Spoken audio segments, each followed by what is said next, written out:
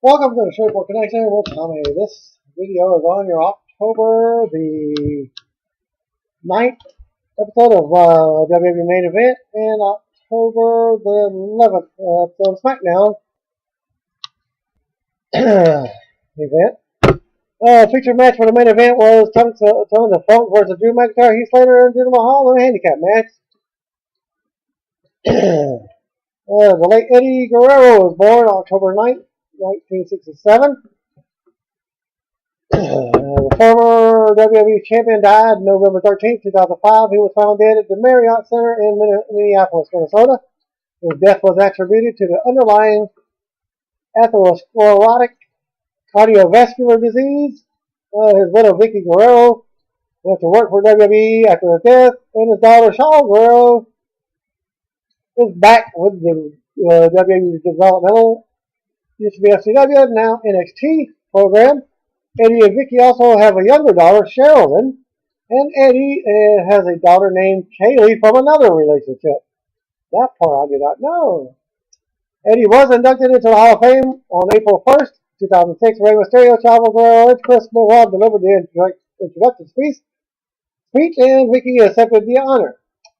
Former WWE Women's Champion Rockin' Robin, aka Robin Denise Smith, turned 49 years old.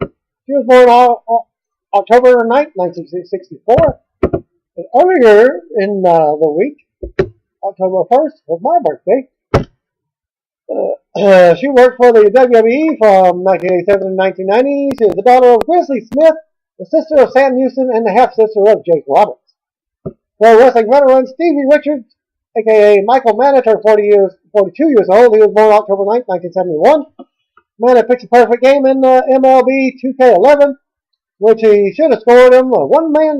But, however, he didn't get the prize because he he pitched a perfect game prior to the contest starting. NWA Southern All-Star Wrestling ran Friday, Millersville, Tennessee. Friday with the following results. Kerry Awful and Nick Iggy defeated Hot Rod Biggs and Shane Smalls. Josephus with Abriella beat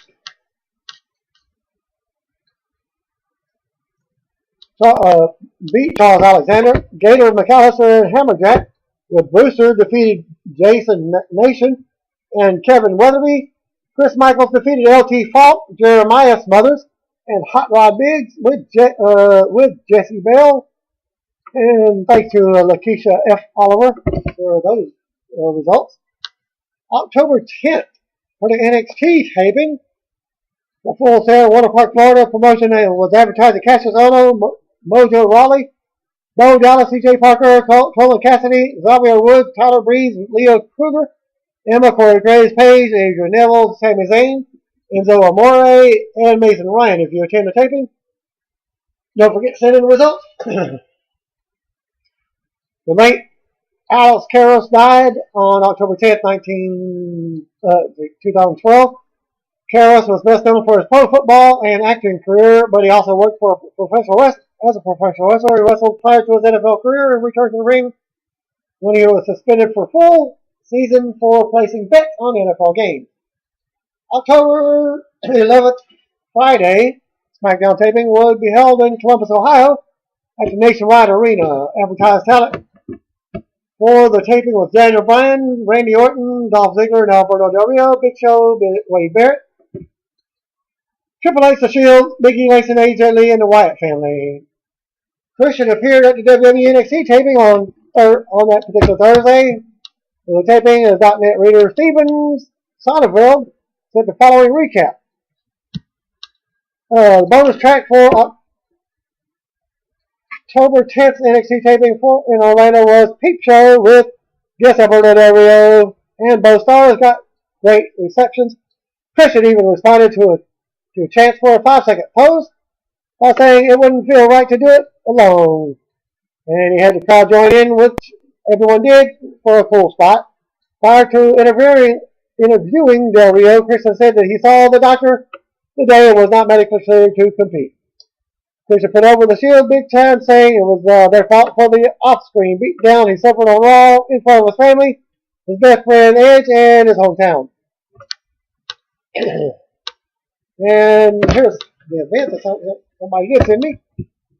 Episode number 1 for NXT. Alex Riley, Tom Phillips, and 10-time Raw commentary. Byron Saxton served as ring announcer. Slate Randall defeated Yoshi Tato in match number 1. Corey Graves cut a promo and was jumped by Adrian Neville. Match number 2, Sasha Banks defeated Emma. Paige tried to stop Summer Rae from interfering, but ended up costing Emma the match. Emma and Paige argued. Match number 3 is The Ascension defeated Tommy Taylor and Casey Marin. Match number 4 is Alexander Rusev defeated CJ Parker. Rusev won by tap out. Some woman walked out during the match, and her name was Lana. That was her debut. And then Tyler Breeze came out afterwards with scissors. He cut 2 dreads off of Parker. And then your main event was Corey Graves defeating Adrian Neville, and Graves won by submission. Episode number 2, William Regal, Byron Saxton, and Renee Young were on commentary, and Kendall Sky was the ring announcer. Match number 1, Alexander Rusev and Sylvester Laforte defeated Enzo Amore and Big Cass. Rusev made Cass submit. Lana was on the ramp watching. Sylvester Laforte was left by Rusev. And I admit today, and I did not pay enough attention to see if he was beaten up by Rusev. Probably based on the rest of the night. And then match number 2 was Aiden English defeating Jason Jordan. English had a great entrance. Crowd booing so loud near me I couldn't hear the singing. English got the win. Got the win. Encore after match. Loved the Roses. Regal gave a standing ovation. Match number 3. Paige defeated Summer Rae with Sasha. Sasha was set to the back partway through the match. After Paige won, Sasha ran back to attack Paige. Emma made the save, and then Emma inadvertently hit Paige. Another awkward interaction for the two. Match number 4. Your main event, CJ Parker defeated Tyler Breeze. Long mediocre match. The crowd hated Parker, was so much into Breeze. Parker won, grabbed his dreads back and scissors. And then the crowd yelled, "No!" Tyler pulled away before Parker could cut his hair. Tyler's phone was actually left in the ring, so I figured that would play in, but it didn't. Episode number 3. A-Rod back on commentary with Phillips and Young. They were on commentary as Byron was the ring announcing. Renee interviewed General Manager JBL. Renee was in 2 places at one with Renee at the booth, and explained Sami Zayn not being at the taping because JBL left him at home. They showed a WWE website exclusive interview earlier in the show where Zayn complained that his title match with Bo being restarted at the previous taping. And it's a conspiracy by Triple H and JBL. And this was a response in WWE's exclusive interview with Bo Dallas, saying that he's taking a vacation. Bo Dallas versus the World Tour. They had him being really goofy. Don't stop believing. Match number 1, Alexander Rusev defeated Sylvester Laforte. Rusev was introduced by the new woman who was speaking Gothic, or whatever you call it, that they're doing now. And Sylvester Laforte tried to pay off Rusev. Short squash match by Rusev. Match number 2, Leo Kruger defeated El Loco. According to the reporter, his Leo won. Boring match. Match number 3, the Ascension defeated 2 enhancement wrestlers, 2 scrubs entering the ring, probably the El Locals. The crowd was into them for whatever reason when the Ascension made their entrance. Then went on to get the win. Mojo Rawley defeated Ty Dillinger, formerly known as Shawn Spears. Why is Mojo over? Why is he even booked? Well, that was match number 4. And match number 5, the main event. Luke Harper defeated Cassius Ohno. Very long match. Both guys laid it in. Decent false finishes. Harper won the best match of the night. But that's not saying much, as it was not as good as it may seem like it would be on paper. Episode number 4, Tentai, Byron and Regal were on commentary, and Kendall Sky handled the ring announcing. Match number 1, Summer Rae and Sasha defeated Bayley and Charlotte. Charlotte attacked Sasha during the match. Really? She joined Sasha and Summer. Wow. Match number 2, Aiden English defeated Camacho. Encore chant and roses. Match number 3, Mason Ryan defeated Danny Burch. The kingdom is divided. That's a joke. Britain versus Wales. Ryan wins. Match number 4, your main event, Adrian Neville defeated Corey Graves in a best of 3 falls match. Neville got the first fall, Graves got the second, then Neville took third. What a win. Peep Show with Christian and just Alberto Del Rio. There was a funny moment where they were getting up in the ring with the carpet and then changed their minds. When it looked like crap and had to rush to clean up the fuzzies, Christian talked about John Cena's match at Hell in a Cell. Rusev came out. Del Rio tried to run away, and Ricardo Rodriguez threw him back in the match, and there was a tiny beating of Del Rio by Rusev before Rusev pummeled Ricardo. Overall, a very weak offering from NXT. It was clear that some talent was on the international tour, which was Sane, Dallas, Cesaro, etc. Well, Cesaro was actually on Raw, the main brand, and that was the end of the taping for that. Now for your October 14th news, Ring of Honor. There are no TNA or Ring of Honor shows for the week. TNA holds the Bound for Glory Fan Fest at the Hall of Fame ceremony in San Diego. An actual BFT pay-per-view on Sunday. Ring of Honor was October 26th, which is Bound for Glory. 12, event in Chicago, Ridge, Illinois. Looking for correspondence, so yeah. Happy birthday, TNA commentator Taz. His real name is Peter Sinercia, turned 46. Born October 11th, 1967. He worked his final match on June 11th when he defeated Jerry the King Lawler at an ECW One Night Stand pay-per-view. Former WSL Rikishi, a.k.a. Solafo Fatu Jr., turned 48. He was born October 11th, 1965. He is the father of the current stars, Jimmy A and Jey Uso. Ring announcer Tony Chimel, turned 52. He was born October 11th, 1961. Chimel had been in WWE since 1991. He started as a ring technician. He also filled in early for Howard Finkel as a ring announcer. TNA wrestler Andy Douglas, former TNA wrestler Andy Douglas, turned 35. He was born October 11th, 1978. Douglas worked one half of the Natural as the tag team with Chase Stevens. No pro wrestling shows listed for ESPN Classic. Global Supercard wrestling shows start the following Monday night. The late Art Barr he was born on that same date, 1966. Barr debuted in the Pacific Northwest Territory in 87. Had a brief run in WCW as the Juicer, but he was best known for his work in Mexico as the Love Machine. And as a tag team partner of Eddie Guerrero, Barr died on November 23rd, 1994. Former wrestler Paul Burchill, real name Paul Burchill, not Burchill, turned 34. He was born October 8th, 1979. He was saddled with a campy pirate gimmick in WWE. He showed a ton of potential, and I was disappointed when he was released in February 2010 and surprised that he wasn't picked up by any other promotion, not even TNA. His Wikipedia pages state that he worked full-time as a firefighter. And .net reader John wrote to announce the launch of the forum.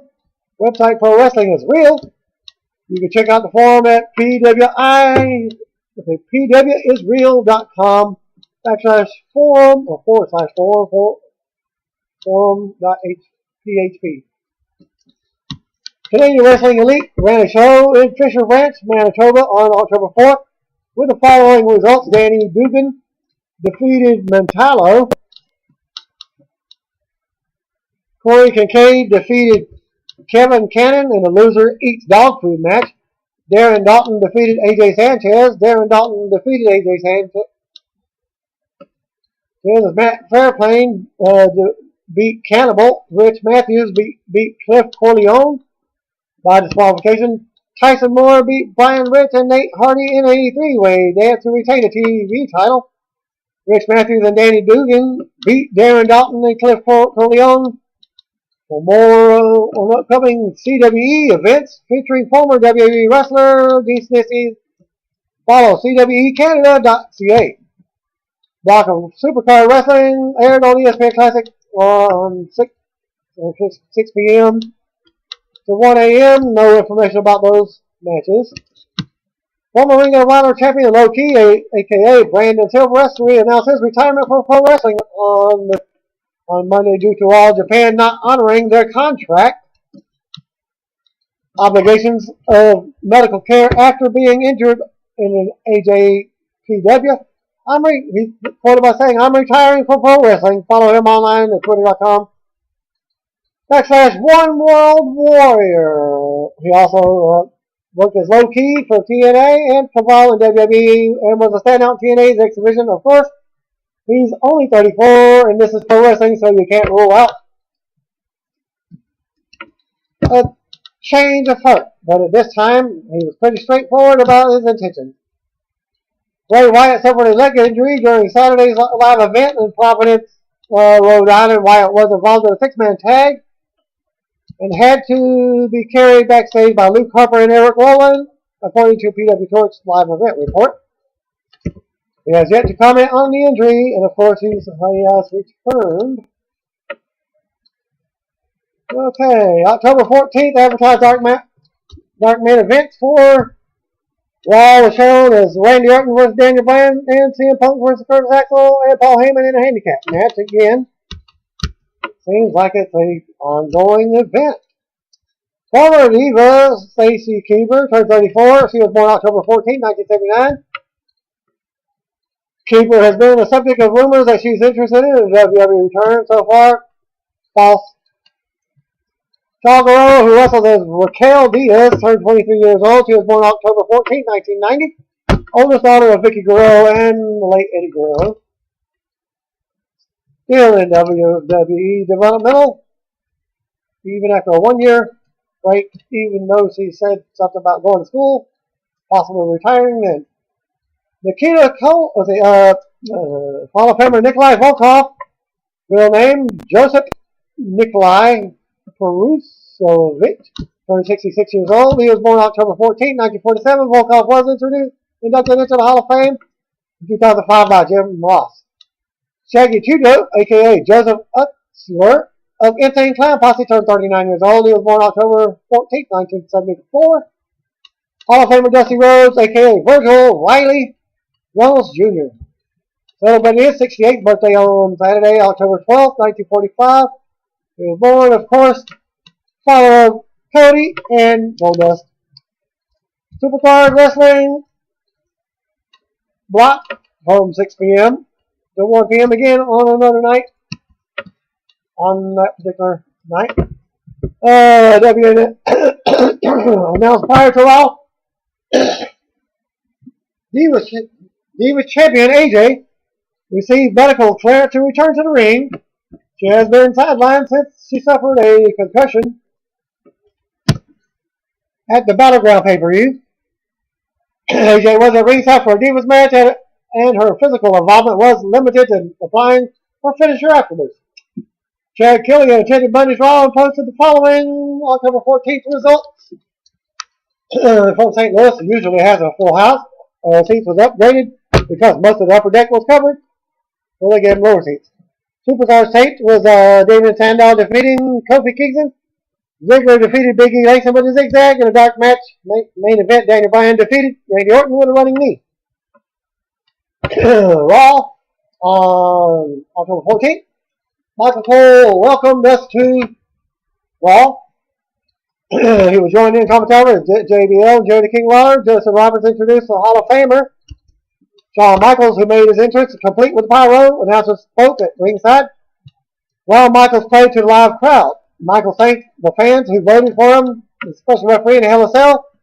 He recalled training Daniel Bryan, said he's never liked Randy Orton, yet noted his best friend still Triple H. Michaels said he can understand why people are concerned about his connections to everyone. And then said he respects the Hell in a Cell. He said he is the very first Hell in a Cell match in St. Louis. He thinks he was thinking about that makes him happy he's retired, and he guaranteed that 2 men will enter in the Hell in a Cell. 1 man will walk out as the new champion. Randy Orton's music hit, and he walked into the ring with Michael Cole. Recalled HBK facing Undertaker in the first Hell in a Cell match in 1997. Lawler noted that they were in Orton's hometown, saying that he had a match with The Miz coming up, so he would make it quick. Orton said he was born and raised in St. Louis, which drew some cheers. Orton said he knows the people of St. Louis better than anyone. Take it from me when I say that the people of St. Louis aren't all that bright, Orton said.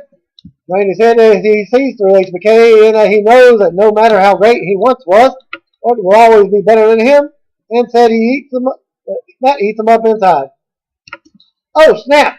You're talking? As Shawn Michaels replied. Before telling Orton he should be worried about Daniel Bryan, Orton said he's going to destroy and get destroyed in Hell in a Cell, and Michaels will have to watch and then raise his hand in victory.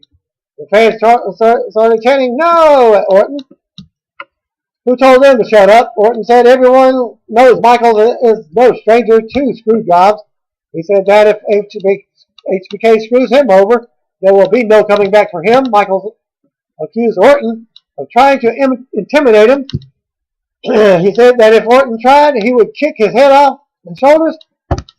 Michaels said that if Orton was not down to that, he had 2 words for you.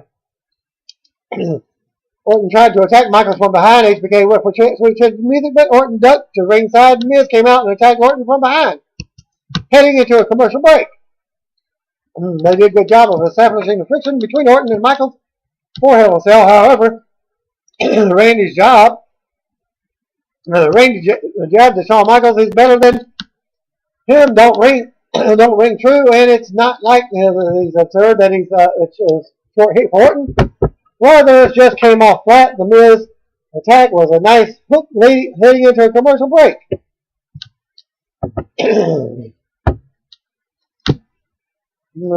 So we get Randy Orton versus Miz. Match was joined in progress, with Orton getting the bettering of Miz early on.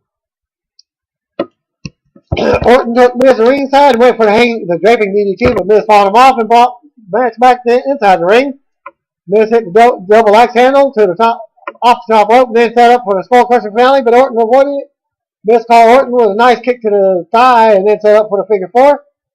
Wyatt family image appeared on the screen and the lights go out in the building. When the lights came back on a few seconds later, Bray Wyatt was seated in the rocking chair on the stage. Luke Harper and Eric Rowan stood behind him. Orton was distracted. Miz with the RKO and pinned him. And the whole match took 5 minutes 15 seconds of TV time. After the match, Wyatt told Miz that he is an epitome of everything he hates in the world. He mentioned the limelight, diamonds, and fame, and questioned what it will take for Miz to satisfy his obsession with fame. Wyatt told Miz that he doesn't want him to be afraid or to suffer. He's just going to put him down, follow the buzzards, as Wyatt concluded. It may seem odd that Orton would need a distraction to beat Miz, but I think it's actually called for in this case. Orton destroyed Miz in his own hometown. A simple loss of Orton here would really hurt him, whereas it gives him an excuse for the loss, and perhaps it even an exit from his program with Orton. You have to like it the way that they did hit the leg injury to that Wyatt is nursing by only showing him seated on stage.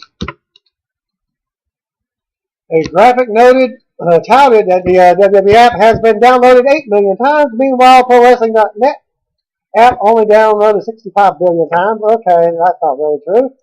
This is available on most platforms. Do a search for ProWrestling.net wherever you get your apps, and it should pop right up. Match number 2, Santino Marella versus Fandango. How many times have we had this? Even all the way up to March 2014. Fandango went up top early. Santino cut him off. Later, Santino put on the Cobra sleeve, but Fandango ducked. And Santino came in face to face with Summer Rae on stage. Fandango rode up Santino and pinned him. The match took 2 minutes 30 seconds. A forgettable 2 minutes that didn't really help Fandango nor hurt Santino. Announcers hyping the WWE Tag Team Championship match for later in the show. Lawler thanks some Temple Pilots for the song Out of Time, serving as Hell in a Cell theme song. Backstage, Paul Heyman showed Brad Maddox footage of CM Punk low blowing Ryback at Battleground. Heyman said he wanted more than a rematch. He said Punk embarrassed Maddox, so he believes that he should get to pick the stipulation. Heyman suggested Punk versus Ryback and Curtis Axel in a handicap match, saying it was best for business. Maddox said it didn't seem fair to Punk. Heyman called Punk a cheating weasel. Maddox said he never thought he would hear a walrus refer Punk as a weasel. Maddox booked Ryback versus R-Truth and CM Punk versus Curtis Axel in a beat the clock challenge. Maddox said that if Ryback wins the challenge, he will let Heyman pick the stipulation. However, if he wins the challenge,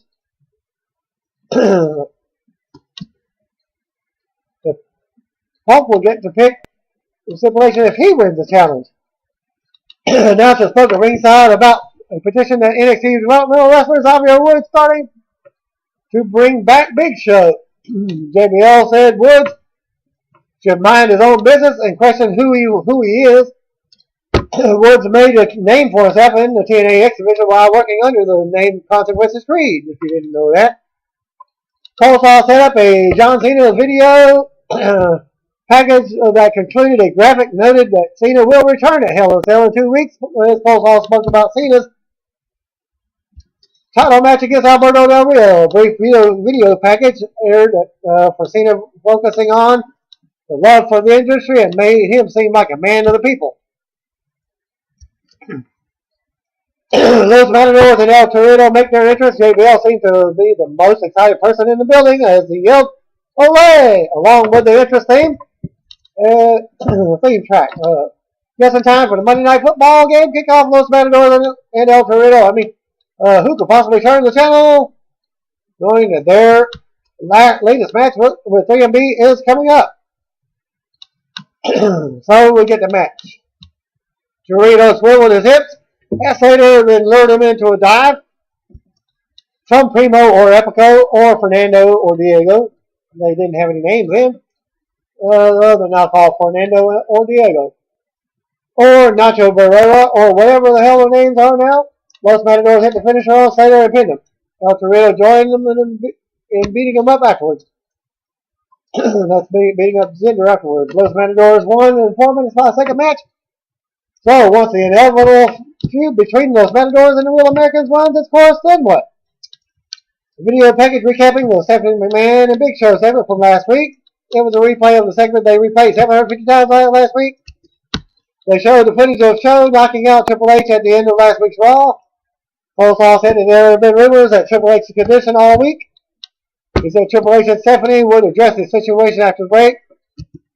The authority is here, he said. Commercial break. And they had for WWE main event television show hyping Dean Ambrose versus Dolph Ziggler for the U.S. Championship.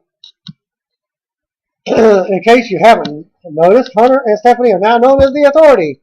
I would assume that was dated main event ad since we've seen the match before, and it's hard to believe that they actually planned that far ahead. I can't remember them actually doing a main event ad in months. So I assume it's legit. Of course, WWE has been known to change their main event. Of course, they got cards subject to change all the time, so plans without explanation. So I guess we'll find out what and when the show is taped on Tuesday in Kansas City. By the way, looking for correspondence, as I'll post them in the next video. And to get the event posted. Triple H, Stephanie headed to the ring holding their hands. Stephanie took the mic and said She learned a valuable lesson that she can never allow her kindness to be mistaken for weakness. To pause to allow the crowd to chant, "You got knocked out," Stephanie said. She and Hunter bailed out Big Show more times than she could remember. Yet they were repaid with disrespect and insubordination. Stephanie noted that Big Show is fired and that they are selling his house and repossessing anything he owns of value. She said Show will be charged with trespassing and assault. Stephanie said that there were rumors that Hunter broke his jaw, but she gushed out about what a man Hunter is and how he is now WWE. Rumors of my demise have been greatly exaggerated, Hunter said. He noted that he has been CEO for 2 years, or COO for 2 years. He said he has put aside his personal and professional needs. He said every man has his breaking point, and his was last week when the fans chanted yes, and he was lying in the ring unconscious. Congratulations to Hunter for becoming the first person in history to reach his breaking point while unconscious. Hunter said that after all he has done, he and Stephanie apparently the villains. Hunter said that if the fans want him to be the bad guy, then he'll give them a reason to call him the bad guy and something like they have never seen before. He said Show will live in financial ruin, and anyone, even though the word yes, should start to pray. Daniel Bryan's music played, and he headed to the ring in a pink version of his Borgasm shirt. Bryan did the extended round of yes cheerleading on the stage before he was attacked behind by Alberto Del Rio, then tagged him with a super kick. Stephanie asked Bryan if he was saying something. "I guess you're finished," she said. "Allow me to introduce you to your opponent tonight." Alberto Del Rio, as Hunter did a mock round of yes, Borgasm, while the fans chanted no chants. Backstage, Ryback and Paul Heyman were shown walking as Coleslaw set up the Beat the Clock challenge for after the break. Did anyone really think Hunter was going to act like his jaw was broken and not talk for several weeks? I like the idea of Hunter's character accepting that he and Stephanie are villains, as I am hopeful that this means confusing approach that they had been taking is finished. Ryback with Paul Heyman versus R-Truth in a Beat the Clock challenge. The bell rang. Truth headed to the ringside and smiled as he intentionally wasted his time. He fled back from Ryback, but Heyman got in his way, allowing Ryback to hit Truth from behind. He announces the knowledge that Goldberg chants and pimped the Goldberg DVD. Ryback got several 2 counts. Truth made a comeback, hit a missile drop kick for a 2 count of his own. In the end, Ryback avoided scissor kick and put Truth away with a shell shot. 5 minutes 44 seconds is the time to beat. I like the way R-Truth headed to ringside to waste time, and it has made him look like he was outsmarting the heel. All the pin attempts he kicked out of also made it seem like he put a good fight. The announcers noted that Punk had to beat Curtis Axel in less than 5 minutes 44 seconds to win the challenge. They also hyped the tag title match as they go to commercial.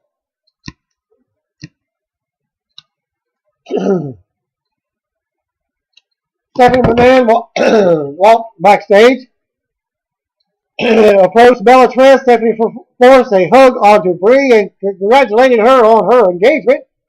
Stephanie recalled Bryan standing over Triple H when he was knocked out last week. Stephanie asked if Bryan will be chanting when Brie faces Tamina Snuka. She said AJ Lee would be at ringside, but Nikki would not be. It's a shame that Nikki's relationship with John Cena has been publicized by Total Divas, because it would have been a cool swerve if her character hooked up with Randy Orton. Tons of Funk and Funkadactyls performed their entrance as Coleslaw and Tons of Funk will be in action after the break. First El Matadors and now Tons of Funk did something in the minute-by-minute ratings. Tell WWE that comedy tag teams are good hooks heading into a commercial break. If so, God help us all. So we get Real Americans versus Tons of Funk. A pre-tape promo from Coulter was shown. He doesn't like Los Matadors, shockingly. Cesaro performed a neutralizer Clay for to win the match for his team. Afterwards, Cesaro set up for the swing on Clay. Swagger beat up Tensai, so Cesaro performed the move on instead. Real Americans won in 5 minutes 45 seconds. Cameron and Naomi wore purple and gold outfits, which is appropriate since their cheering for Tons of Funk is a lost cause, just like the cheering for the Minnesota Vikings this season. The first Vikings fans who email me some uplifting, don't lose hope silliness will get a hearty go F yourself email response. Video package featuring Lillian Garcia, Layla Thomas O'Neill speaking about losing loved ones to breast cancer. Match number 6, Tamina Snuka with AJ Lee versus Brie Bella. Brie received a few cheers and slapping hands as she headed to the ring. Brie was the early aggressor and performed the Tez press onto Tamina on the floor. Tamina came back and ran her into the ring and clotheslined her from behind before throwing her back in the ring. Brie came back with a missile drop kick for the second rope before performing the worst running knee in history.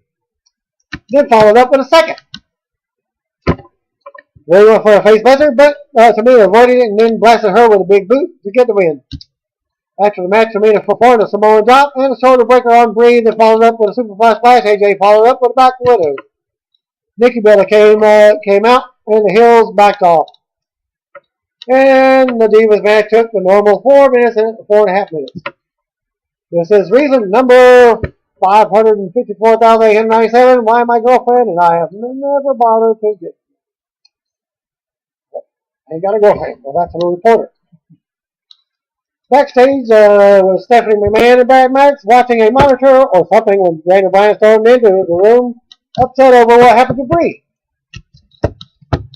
Stephanie told Bryan not to blame her for what happened to Brie, then asked, "Don't you have a fiance to attend to?"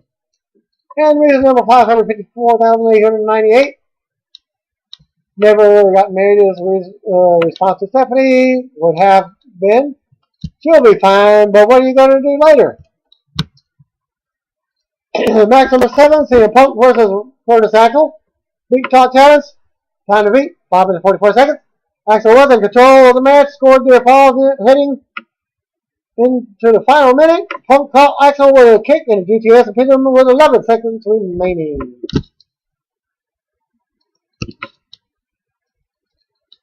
And he won 5 minutes 33 seconds. After the match, Heyman headed to the stage. Punk called him on the mic and noted that he gets to pick the stipulation for his match in the Hell in a Cell. And said Punk said he learned from Heyman, who is the mad scientist of WWE. He said he would have a handicap match with Ryback and Paul Heyman versus CM Punk inside the Hell in a Cell structure. I'm surprised that you're going with 2 Hell in a Cell matches. Putting the match inside the structure makes the feud feel a little more intense. It's certainly more appealing than the Punk versus Ryback rematch, if nothing else. By the way, the Intercontinental title somehow means even less than it did in the beginning of the show. Daniel Bryan made his entrance for his match against Del Rio, the cut commercial. Non-title match. Del Rio controlled early offense, took a couple of kicks, avoided another, and then performed the backstabber to regain control. Del Rio came up bleeding from the mouth after an offensive flurry from Bryan. Del Rio mocked Bryan's orgasm yes routine and then charged only to have Bryan clothesline him. Del Rio caught Bryan with a missile drop kick for a close 2 count at 11 minutes 15 seconds in. The announcer spoke about the Authority wanting out of his match. "Respect my authority." Bryan began his comeback with kicks and caught Del Rio with a running drop kick in the corner. He performed Hurricane Rana off the rope for a 2 count.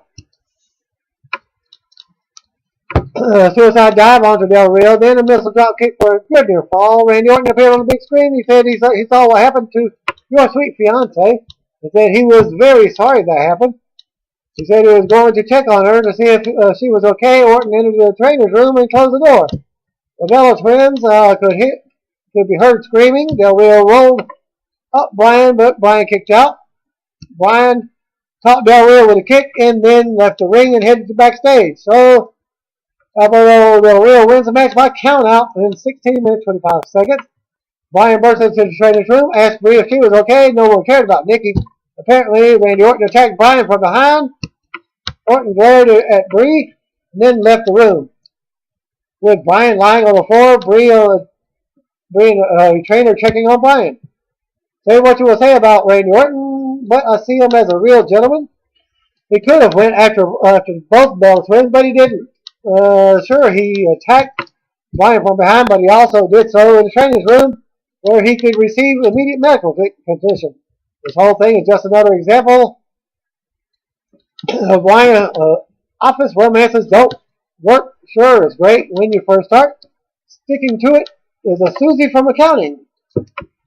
But then Bob from shipping gets jealous and starts stalking her. Eventually, Susie turns out to be a real slut and hooks up with Psycho Bob behind your back.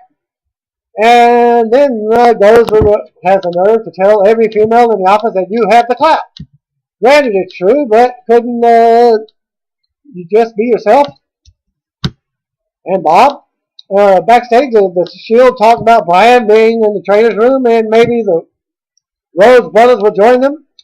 Triple H and Stephanie enters the room. Stephanie reminding them that the Rhodes beat them, and Hunter told them that the match is now no disqualification. Finish it, he said. Stephanie and Hunter made out after the Shield left the room. Another John Cena video aired, the one featuring Cena with daily video updates on his recovery. The announcers gushed over Cena and labeled him an amazing human being. They discussed his World Heavyweight Championship matchup with Alberto Del Rio. Ring entrances for Goldust and Cody Rhodes were shown. Commercial break. Coleslaw hype. CM Punk making an appearance on Friday SmackDown show. And SmackDown taping is in Kansas City, not Columbus, as it was mistakenly done earlier. Don't care where it is or where you're from, we need correspondence. Curse the unbeaten Kansas City Chiefs. Don't get a correspondent, so keep that in mind, KC readers, or viewers, if you can't help with a great report. So be it. That's why I got to go to dirt sheets for other sources. Match number 9, the Shield, Seth Rollins, Roman Reigns versus Cody Rhodes and Goldust in a no disqualification match for the WWE Championship. Rhodes brothers jump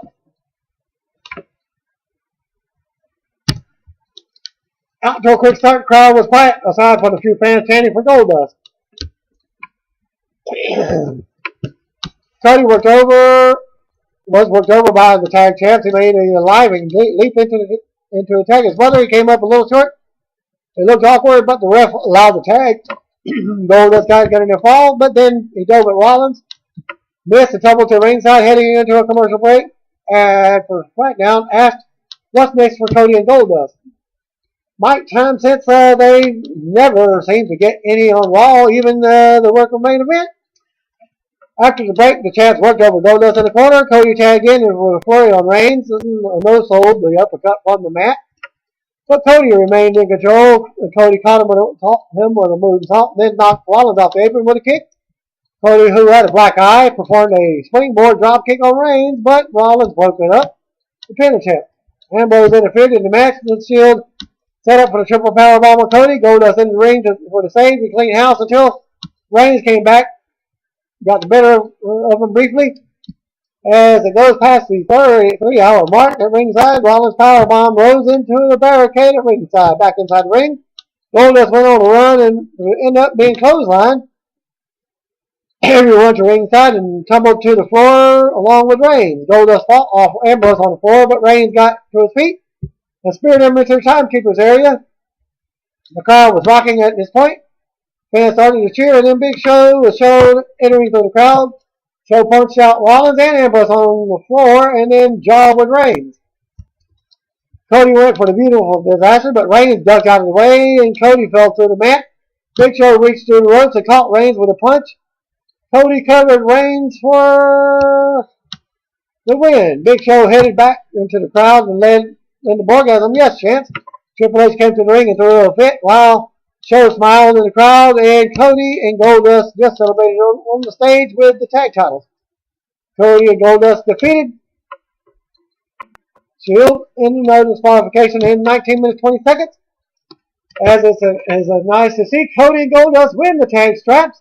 Their win over Rollins and Reigns at Battleground made them look even much better. They fought back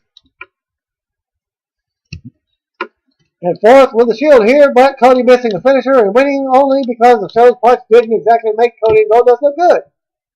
The match was entertaining, and the live crowd ate it up and went quiet early, being really into the action down the stretch. The tag title change was probably enough to save the show. For many viewers, I was bored throughout the good portion of the show. Yet to sell on the Hell in a Cell pay-per-view yet. They did a good job of building up Cena's return. Meanwhile, it felt like it was a wasted appearance for Shawn Michaels. The segment with Orton was fine, but though we would have seen an interaction with him and Triple H as well as with Daniel Bryan, perhaps we will come next week for the Go Home Show. And that concludes my video for October 14th. Peace out. God bless.